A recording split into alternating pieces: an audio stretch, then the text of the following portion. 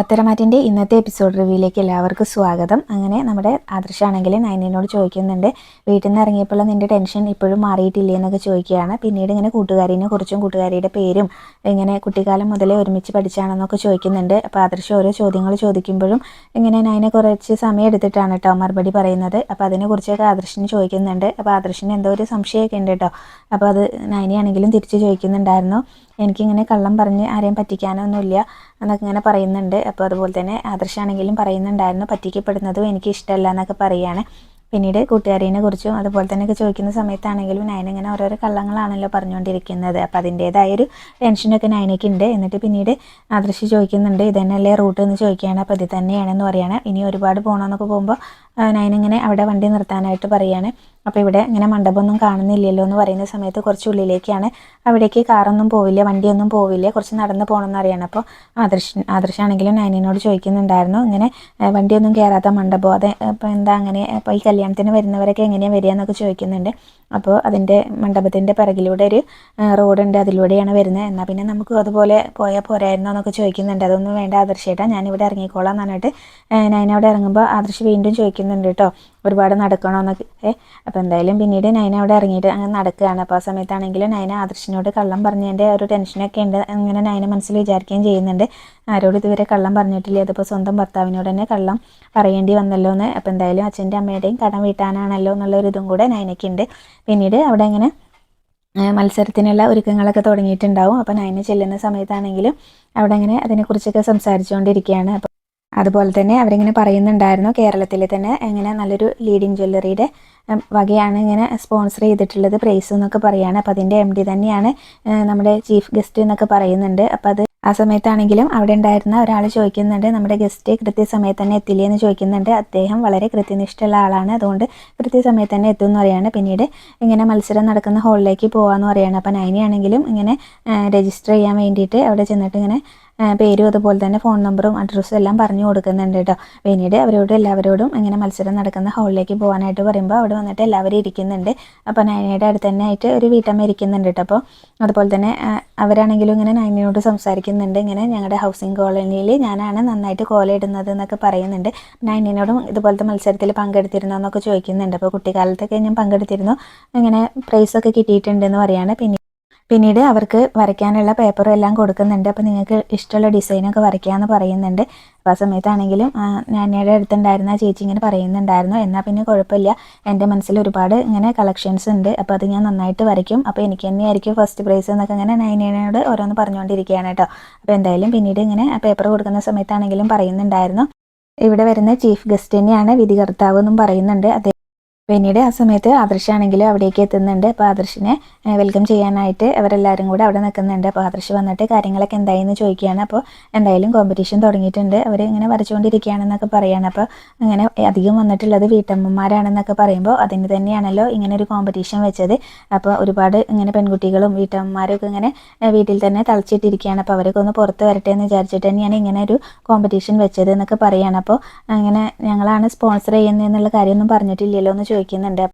അത് പറഞ്ഞിട്ടില്ല, ഒരു ലീഡിങ് ജ്വല്ലറിയുടെ MD ആണ് ഇങ്ങനെ ഗിഫ്റ്റ് എല്ലാം സ്പോൺസർ ചെയ്യുന്നതെന്ന് മാത്രമേ പറഞ്ഞിട്ടുള്ളൂ എന്നൊക്കെ പറയുകയാണ്. അപ്പോൾ എന്തായാലും നമുക്ക് അങ്ങോട്ട് പോയാലോ എന്ന് ചോദിക്കുമ്പോൾ അത് വേണ്ട, അവരിപ്പോൾ അങ്ങനെ അവിടെ ഇങ്ങനെ വരച്ചുകൊണ്ടിരിക്കുകയല്ലേ, അപ്പോൾ ഇനിയിപ്പോൾ എന്നെ കണ്ട് ഇങ്ങനെ നെർവസ് ആവേണ്ട, അപ്പോൾ അവർക്ക് ടെൻഷൻ വന്നാൽ പിന്നെ അങ്ങനെ അവർക്ക് നന്നായിട്ട് ചെയ്യാനൊന്നും പറ്റില്ല എന്നൊക്കെ പറയുകയാണ് കേട്ടോ. അപ്പോൾ ആ സമയത്താണെങ്കിലും ഞാൻ വെയിറ്റ് ചെയ്തോളാമെന്ന് ആദർശ് പറയുകയും ചെയ്യുന്നുണ്ടായിരുന്നു. അപ്പോൾ എന്തായാലും ഇപ്പോൾ എന്നെ കാണും വേണ്ട, അത് സസ്പെൻസ് ആക്കി വെച്ചിരിക്കുകയല്ലേ, അതങ്ങനെ തന്നെ ഇങ്ങനെ ഇരുന്നോട്ടെ എന്ന് പറയുകയാണ്. പിന്നീട് ആദർശാണെങ്കിലും ഇങ്ങനെ ചോദിക്കുന്നുണ്ടായിരുന്നു, ഇങ്ങനെ കണ്ടസ്റ്റൻസിന് കൊടുത്തിരിക്കുന്ന സബ്ജക്റ്റ് എന്താണെന്നൊക്കെ ചോദിക്കുന്നുണ്ട്. അപ്പോൾ പ്രത്യേകിച്ച് അങ്ങനെ സബ്ജക്റ്റ് ഒന്നും കൊടുത്തിട്ടില്ല, അവർക്ക് ഇഷ്ടമുള്ളത് വരയ്ക്കാൻ പറഞ്ഞിട്ടുണ്ട്. അതാകുമ്പോൾ അവരുടെ ഭാവന എങ്ങനെയാണെന്നുള്ളത് നന്നായിട്ട് പുറത്ത് വരുമല്ലോ, അപ്പോൾ അത് ഇങ്ങനെ അതല്ലേ നല്ലതെന്നുള്ളതിൽ സംസാരിക്കുകയാണ്. പിന്നീട് ആദർശിനെ കൊണ്ടുപോയിട്ട് അവരിങ്ങനെ റൂമിൽ ഇരുത്തുന്നുണ്ട്. അപ്പോൾ ആ സമയത്ത് ഇങ്ങനെ മത്സരം നടക്കുന്ന ഹാളിലൂടെ തന്നെയാണ് കേട്ടോ ആദർശമൊക്കെ പോകുന്നത്. പക്ഷേ ആദർശും നയനയും തമ്മിൽ കാണുന്നൊന്നുമില്ല. പിന്നീട് ആദർശിനോട് ഇങ്ങനെ ഓരോ കാര്യങ്ങൾ സംസാരിക്കുന്നുണ്ട്. അപ്പോൾ എല്ലാ വർഷവും അതുപോലെ തന്നെ ഒരു മത്സരം അവർ വെക്കാറുണ്ടായിരുന്നു. അപ്പോൾ ഇങ്ങനെ വിധി നിർണ്ണയിക്കുന്നത് ആദർശാണെങ്കിലും ഇങ്ങനെ കഴിഞ്ഞ വർഷം ഇങ്ങനെ മുത്തശ്ശനായിരുന്നല്ലോ പ്രൈസൊക്കെ കൊടുത്തിരുന്നത്, ഇത്തവണ അങ്ങനെ വേണ്ട, എല്ലാം എന്നോട് തന്നെ മുത്തശ്ശൻ ചെയ്യാൻ പറഞ്ഞിട്ടുണ്ടെന്നൊക്കെ പറയുകയാണ് കേട്ടോ ആദർശാണെങ്കിലും. പിന്നീട് അവരതിനെക്കുറിച്ചൊക്കെ സംസാരിച്ചിട്ട് ആദർശാണെങ്കിലും അവിടെ ഇങ്ങനെ വെയിറ്റ് ചെയ്തുകൊണ്ടിരിക്കുകയാണ്. ആദർശിനോട് അവിടെ വെയിറ്റ് ചെയ്യാനായിട്ട് പറയുന്നുണ്ട്. പിന്നീട് എല്ലാവരൊക്കെ വരച്ചൊക്കെ കഴിഞ്ഞിട്ടുണ്ടാവും. അപ്പോൾ വരച്ചൊക്കെ കഴിഞ്ഞിട്ട് പേപ്പറൊക്കെ അവർ വാങ്ങിക്കുന്നുണ്ട് കേട്ടോ. അപ്പോൾ അതിൻ്റെ ഇടയ്ക്ക് നയനയുടെ അടുത്തുണ്ടായിരുന്ന ആ ചേച്ചിയാണെങ്കിലും നയനയോട് ഇങ്ങനെ വരച്ച് കഴിയുമ്പോൾ ഡിസൈനൊക്കെ നോക്കട്ടെ എന്ന് പറഞ്ഞ് ഇങ്ങനെ ചോദിക്കുകയൊക്കെ ചെയ്യുന്നുണ്ട്. പക്ഷേ നയന കാണിച്ചു കൊടുക്കില്ല കേട്ടോ. അത് വേണ്ട, അതിങ്ങനെ വിധി നിർണ്ണയിക്കുന്ന ആളെന്നെ ജഡ്ജസ് തന്നെ കാണുന്നതായിരിക്കും നല്ലത് എന്നിങ്ങനെ പറയുന്നുണ്ട്. ആ സമയത്ത് ആ ചേച്ചിയാണെങ്കിലും ചോദിക്കുന്നുണ്ടായിരുന്നു, നന്നായിട്ട് വരച്ചിട്ടുണ്ടെങ്കിൽ മറ്റുള്ളവരുടെ കയ്യിൽ നിന്നുള്ള റിസൾട്ട് അറിയാനായിട്ടത് എല്ലാവർക്കും കാണിച്ചു കൊടുക്കില്ല എന്ന് പറയുമ്പോൾ നയന പറയുന്നുണ്ട്, എനിക്ക് അത്രയ്ക്ക് വലിയ കോൺഫിഡൻസ് ഒന്നുമില്ല, അങ്ങനെ പ്രൈസ് കിട്ടിയാൽ അത്രയേ ഉള്ളൂ എന്ന് പറയാണ്. പിന്നീട് ആദർശാണെങ്കിലും ഇങ്ങനെ അവിടെ ഇങ്ങനെ സമയമൊക്കെ നോക്കിക്കൊണ്ടിരിക്കുകയാണ് കേട്ടോ. പിന്നീട് അവർ വന്നിട്ട് ഇങ്ങനെ എല്ലാവരുടെ കയ്യിൽ നിന്നും അവരൊക്കെ വരച്ചിട്ടുള്ള ഡിസൈനൊക്കെ വാങ്ങിക്കുന്നുണ്ട്. അപ്പോൾ ആ സമയത്താണെങ്കിലും നയന അങ്ങനെ പ്രാർത്ഥിക്കുന്ന പോലെയൊക്കെ ഇങ്ങനെ നിൽക്കുകയാണ്. അപ്പോൾ പ്രാർത്ഥിച്ചിട്ടൊന്നും കാര്യമില്ല. അപ്പോൾ അങ്ങനെ എല്ലാവരും ഇങ്ങനെ മത്സരത്തിൽ പങ്കെടുത്ത് എല്ലാവരും ജയിക്കണമെന്നൊന്നും ഇല്ലല്ലോ എന്നൊക്കെ പറഞ്ഞിട്ട് ആ ചേച്ചിയാണെങ്കിലും ഓരോന്നും ഇങ്ങനെ പറഞ്ഞുകൊണ്ടിരിക്കുകയാണ്. ആ ചേച്ചിയാണെങ്കിൽ പറയുന്നത് ആ ചേച്ചിക്കായിരിക്കും ഫസ്റ്റ് പ്രൈസ് എന്നൊക്കെയാണ് കേട്ടോ. അപ്പോൾ എന്തായാലും നയനിയാണെങ്കിലും അതിന് ഇങ്ങനെ നന്നായിട്ട് തന്നെ സംസാരിക്കുന്നുണ്ട്. അപ്പോൾ ആ ചേച്ചിയാണെങ്കിലും പറയുന്നുണ്ടായിരുന്നു, എന്ത് പറഞ്ഞാലും മുകളിൽ സംസാരം എനിക്ക് നന്നായിട്ട് ഇഷ്ടപ്പെട്ടു എന്നൊക്കെ പറയുന്നുണ്ട്. പിന്നീട് ആദർശാണെങ്കിലും അങ്ങനെ ഫോണിൽ നോക്കിക്കൊണ്ടിരിക്കുന്ന സമയത്ത് ആ ഡിസൈനെല്ലാം കൊണ്ടുവന്നിട്ട് ഇങ്ങനെ കാണിച്ചു കൊടുക്കുന്നുണ്ട്. അപ്പോൾ അങ്ങനെ പറയുകയും ചെയ്യുന്നുണ്ട്, ഇങ്ങനെ കണ്ടസ്റ്റൻസിൻ്റെ പേരൊന്നും എഴുതിയിട്ടില്ല, രജിസ്റ്റർ നമ്പർ മാത്രമേ എഴുതിയിട്ടുള്ളൂ എന്ന് പറയുകയാണ് കേട്ടോ. എന്നിട്ട് ആദർശിൻ്റെ കയ്യിലേക്ക് അത് കൊടുക്കുന്നുണ്ട്. കൊടുത്തിട്ട് അവരങ്ങ് പോവും. അപ്പോൾ ആദർശാണെങ്കിലും ഓരോ ഡിസൈനും ഇങ്ങനെ നോക്കിക്കൊണ്ടിരിക്കുകയാണ് കേട്ടോ. അപ്പോൾ അങ്ങനെ നയന വരച്ചിട്ടുള്ള ഡിസൈൻ എത്തുന്ന സമയത്താണെങ്കിലും അതിങ്ങനെ നോക്കിയിട്ട് ആദർശിന് നന്നായിട്ട് ഇഷ്ടപ്പെടുന്നുണ്ട്. അതുപോലെ തന്നെ പിന്നീട് ആദർശാണെങ്കിലും ഇങ്ങനെ പവിത്രേനെ ഓർക്കുകയാണ് കേട്ടോ. അപ്പോൾ ആ സമയത്ത് ഓഫീസിൽ വെച്ച് പവിത്രേനോട് പറഞ്ഞ കാര്യങ്ങളൊക്കെ ഓർക്കുന്നുണ്ട്. അപ്പോൾ ഇപ്പോൾ പവിത്ര ഇവിടേക്ക് വന്നിട്ടുണ്ടോ, അതുപോലെ ഉണ്ടല്ലോ, പവിത്ര വരച്ച ഡിസൈനിനെ പോലെ തന്നെ ഉണ്ടല്ലോ, ഇത് അതിനേക്കാളും നന്നായിട്ടുണ്ട് എന്നൊക്കെ ഇങ്ങനെ ഓർക്കുകയാണ്. പക്ഷേ ഞാൻ പോരുന്ന സമയത്ത് പവിത്ര ഓഫീസിലുണ്ടായിരുന്നല്ലോ, അവൾ ഇവിടേക്ക് വരാനുള്ളൊരു സാധ്യതയില്ല എന്നൊക്കെ ഇങ്ങനെ ഓർക്കുന്നുണ്ട്. എന്തായാലും ഇത് വരച്ചിട്ടുള്ള ആൾക്ക് ഇന്ന് കൊടുക്കുന്ന പ്രൈസ് ഒരിക്കലും കൂടുതലല്ല, ശരിക്കും പറഞ്ഞാൽ അവർ പറയുന്ന ഒരു പ്രൈസാണ് ഇതിന് കൊടുക്കേണ്ടതെന്നൊക്കെ ഇങ്ങനെ ആദർശം മനസ്സിൽ വിചാരിക്കുകയും ചെയ്യുന്നുണ്ട്. പിന്നീട് ആദർശമാണെങ്കിലും ആ ഡിസൈൻ എടുത്തുകൊണ്ട് അവിടെ നിന്ന് എണീറ്റിട്ട് ഇങ്ങനെ ഓർക്കുന്നുണ്ട്, പവിത്രേനെ ഏതൊരു പെൺകുട്ടി സഹായിക്കുന്നുണ്ട് എന്ന് പറഞ്ഞല്ലോ, അവൾ ഇവിടെ വന്നിട്ടുണ്ടോ എന്നൊക്കെ ഇങ്ങനെ ഓർക്കുന്നുണ്ട് കേട്ടോ. പക്ഷേ അവൾ അങ്ങനെ വരാൻ സാധ്യതയില്ലല്ലോ, വീടിന് പുറത്ത് അവളെ ഇറക്കാറില്ല എന്നല്ലേ പറഞ്ഞത് എന്നൊക്കെ ഓർത്തുകൊണ്ട് അവിടെ ഇങ്ങനെ നിൽക്കുകയാണ് കേട്ടോ. അപ്പോൾ എന്തായാലും ആദർശിനെ നന്നായിട്ട് ഇഷ്ടപ്പെട്ടിട്ടുണ്ട്. അപ്പോൾ ആദർശാണെങ്കിലും ഈ ഡിസൈൻ വരച്ച ആളെന്തായാലും മൂർത്തി ജ്വല്ലറിയുടെ ഒരു വാഗ്ദാനമാണെന്നൊക്കെ ഇങ്ങനെ മനസ്സിലോർക്കുകയും ചെയ്യുന്നുണ്ട്. പിന്നീട് അവിടെ ഇങ്ങനെ പരിപാടിയെല്ലാം തുടങ്ങിയിട്ടുണ്ടാവും. അപ്പോൾ ഇങ്ങനെ വിധി നിർണ്ണയിച്ച് കഴിഞ്ഞിട്ടുള്ള കാര്യങ്ങളൊക്കെ പറയുന്നുണ്ട്. അപ്പോൾ അതുവരെ അവർ പറഞ്ഞിട്ടുണ്ടായിരുന്നില്ലല്ലോ, മൂർത്തി ജ്വല്ലറി ആണ് ഇങ്ങനെയെല്ലാം സ്പോൺസർ ചെയ്യുന്നത്, ഇങ്ങനെ ഒരു മത്സരം വെച്ചെന്നുള്ളൊരു കാര്യമൊന്നും പറഞ്ഞിട്ടുണ്ടായിരുന്നില്ലല്ലോ. പിന്നീട് ജ്വല്ലറിനെ കുറിച്ച് കുറച്ചൊക്കെ പറഞ്ഞ് കഴിഞ്ഞ ശേഷമാണ് കേട്ടോ മൂർത്തി ജ്വല്ലറി ആണെന്നുള്ളൊരു പേര് പറയുന്നത്. ആ സമയത്ത് നയനിക്കാണെങ്കിൽ ഭയങ്കര ടെൻഷൻ ആവുന്നുണ്ട്. പിന്നീട് അതുപോലെ തന്നെ അവിടെ എത്തിയിട്ടുള്ള ചീഫ് ഗസ്റ്റ് ആദർശാണെന്നും കൂടെ പറയുന്നുണ്ട്. അപ്പോൾ അത് കേൾക്കുമ്പോൾ നയനെ പെട്ടുപോയല്ലോ എന്നുള്ളതിൽ നയനിക്കാണെങ്കിലും ഭയങ്കര ടെൻഷൻ ആവുകയാണ് കേട്ടോ. അപ്പോൾ ഇങ്ങനെ ഒരു മത്സരം നടക്കുമ്പോൾ ഇങ്ങനെ നല്ല ലീഡിങ് ജ്വല്ലറി ആണെന്ന് പറഞ്ഞപ്പോൾ എനിക്കൊരിക്കലും ഇങ്ങനെ മൂർത്തി ജ്വല്ലറി ആണെന്ന് എൻ്റെ മനസ്സിലേക്ക് വന്നില്ലല്ലോ, എനിക്കൊരു സംശയം പോലും തോന്നിയില്ലല്ലോ എന്നൊക്കെ ഇങ്ങനെ ഓർക്കുന്നുണ്ട്. അപ്പോൾ നയനിക്കാണെങ്കിലും എങ്ങനെയെങ്കിലും അവിടെ നിന്ന് പോയാൽ മതി എന്നായിട്ടോ. എന്നിട്ട് അവിടെ ഇരിക്കുന്ന ചേച്ചീനെയൊക്കെ നോക്കുന്ന സമയത്ത് നയനയാണെങ്കിൽ ആകെ ഇങ്ങനെ ടെൻഷനായിരിക്കുകയാണ് കേട്ടോ. അപ്പോൾ ആ ചേച്ചി ചോദിക്കുന്നുണ്ട് എന്ത് പറ്റിയെന്നൊക്കെ ചോദിക്കുന്നുണ്ട്.